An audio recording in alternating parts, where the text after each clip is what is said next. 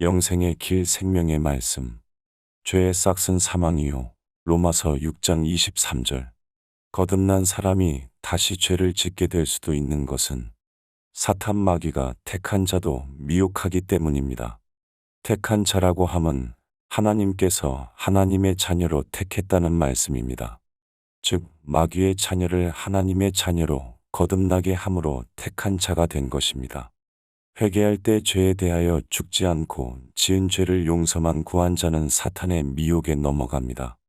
그래서 죄에 대하여 죽지 않으면 안 되며 의에 대하여 살 수가 없습니다. 그러므로 자신이 모든 죄에 대하여 마음으로 죽었는지 자신은 압니다. 그러므로 자신이 죽은 사람은 죄를 짓는 자마다 죄의 종이 되므로 예수님처럼 죄를 짓지 말아야 한다고 믿을 뿐만 아니라 말할 수 있습니다. 이것이 진리의 본질입니다. 이 진리만이 그래서 자유케 해줍니다. 이유는 죄인이 하나님을 향하여 죄를 해결하는 문제에 있어서 믿는 믿음이 이것 이상 믿을 수 없기 때문입니다. 자신의 노력이 아닌 복음의 능력이 그렇게 해줄 수 있다고 믿기 때문입니다. 하늘 천국은 죄 안 짓고 살아가야 하는 곳입니다. 죄인이 예수님 믿고 언제부터 이 일이 가능할까요? 죄인은 자유의지로 선택하여 죄를 안 짓는 사람이 되는 것이지, 예수님 믿으니 예수님께서 어느 날 죄 안 짓게 일방적으로 해주셔서 천국으로 데려가는 게 아닙니다. 그러므로 막연하게 언젠가 그리 되겠지, 또는 재림하시면 그리해 주시겠지라고 믿고 지금 죄의 문제를 해결하지 않는다면 사탄의 미혹에 깊이 빠져 있는 것입니다.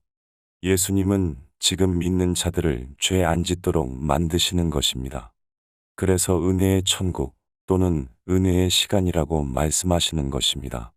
은혜의 기간은 죄인이 죄 용서를 받을 뿐만 아니라 죄를 안 짓는 사람으로 만들어주시는 은혜를 허락하시는 기간입니다.